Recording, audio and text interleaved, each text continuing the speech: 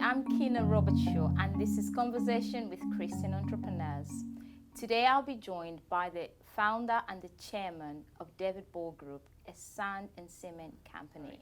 David, you are a game changer in the cement industry. Can you tell us a bit about David Ball Group?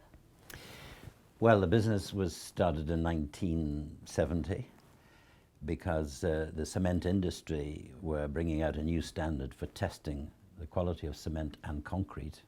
They already had a standard for cement, but they needed to extend that to include concrete and screeds and mortars and other cement-based materials. So they came to the company I was then working for and said, the industry needs this, but they came as Blue Circle Cement at that time. And my company weren't really interested in doing it, my employer. And in a meeting with the board, I foolishly said that if they weren't interested in taking this opportunity up, I really thought I need to look elsewhere for my future, with no intention of starting my own business, just that if they couldn't see an opportunity and want to invest in a new growth sector within the industry, for the industry worldwide, I thought this is, a no-brainer. We really ought to do it.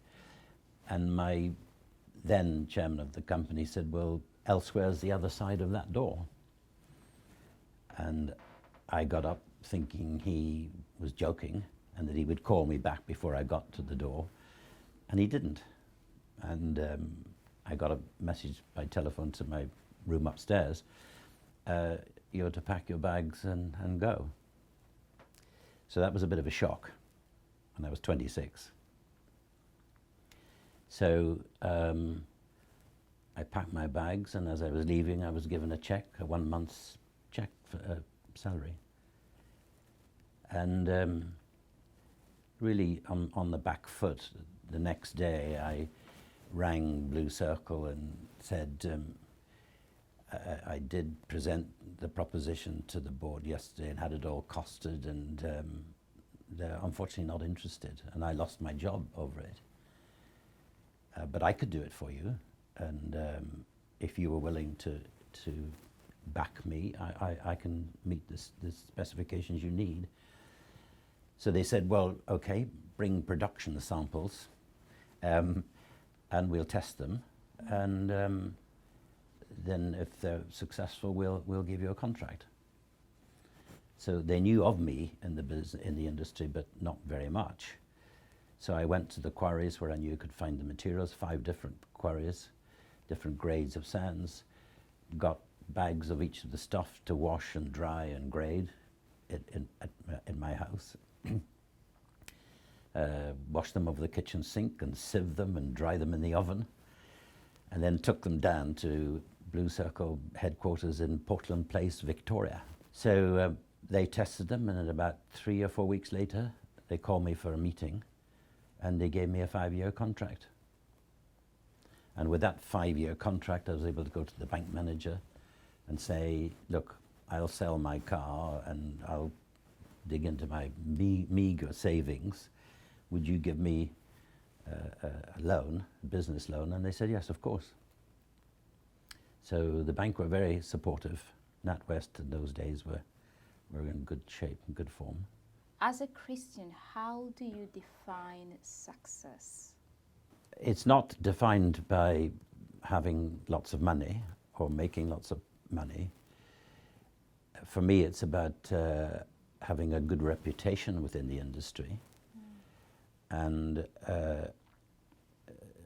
to be looked up to as someone who sets the standards. I sat on 2 British standards committees, technical committees, writing new standards for the industry.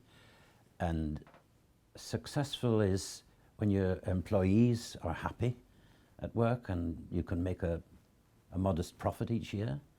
Sometimes we made quite a modest loss each year. Success is, it's not overnight. It's a long journey, and there are turns and twists and ups and downs on that journey. consistency and reliability, if you're known for being consistent and reliable, that brings repeat business, and that's success. David, thinking about your legacy, how did your company contribute to advance God's kingdom? I think we have a reputation in the industry for being reliable, conscientious, and doing a good job and delivering on time. And when a client says jump, you just say how high. And you know, we would shock people. I once had a phone call from a pharmaceutical company in Cork in Southern Ireland. That was because the company I previously worked for, we had supplied some material and the materials had failed. And they rang and said, your old boss has given me your new business number, and you're on the specification and on the drawings. The product's failed. And I said, well, I'll come and see it. And they said, when can you get there? I said, be there at 10:30 tomorrow morning in Cork.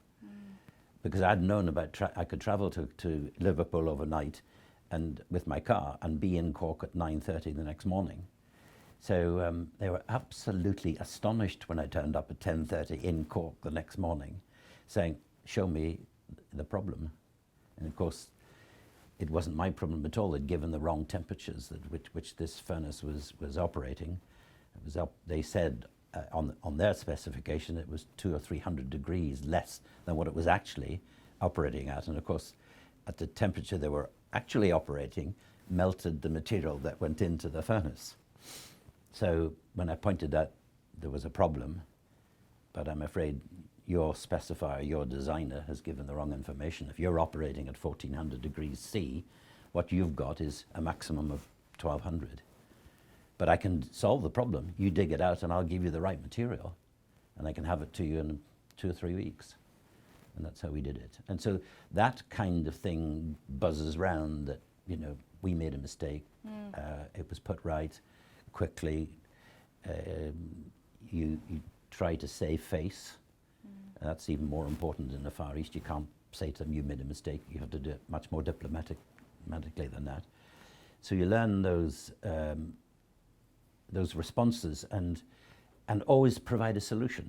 You know, if there's a problem, somebody's got a problem, think about how to help them out of it and deliver a solution. And that seems to be the way forward. And I think God's kingdom needs people who can solve problems and solve issues and help people up. Finally, David, in the scripture we're told that Christians are stewards of God's resources. How did you demonstrate that through your company? That's a big question, actually. I think stewardship is about the careful use of raw materials and the treatment of waste, how you use energy, how you increase productivity but reduce the power and stuff that you're using. Stewardship is about how you use money, about resourcing responsibly, for example. All of those things we put in place in our business. The quality control of products so that there was zero waste. That was the first game changer, that we had no products that were returned because they were out of specification or they were underweight or overweight. That was eliminated with the first international standard, ISO 9001. And then there was an environmental standard, 14001, and we immediately applied for that. Then 6001, and then local resourcing of materials by raw materials as close to where you are, so they don't have to travel long distances. All of those things show stewardship. And not overcharging, because there's no point in overcharging to make the maximum amount of money in the shortest possible time. That was never a philosophy in our business. We would always cost a product about what's the cost of the raw material, the hours it takes to make it, the overheads, and what would a modest profit end up being a surplus in the balance sheet, because we have to reinvest and refurbish and even renew plant and equipment, because it's an abrasive industry.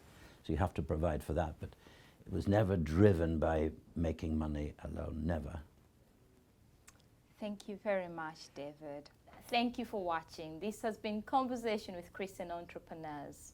For more information, you can visit www.faithinbusiness.org.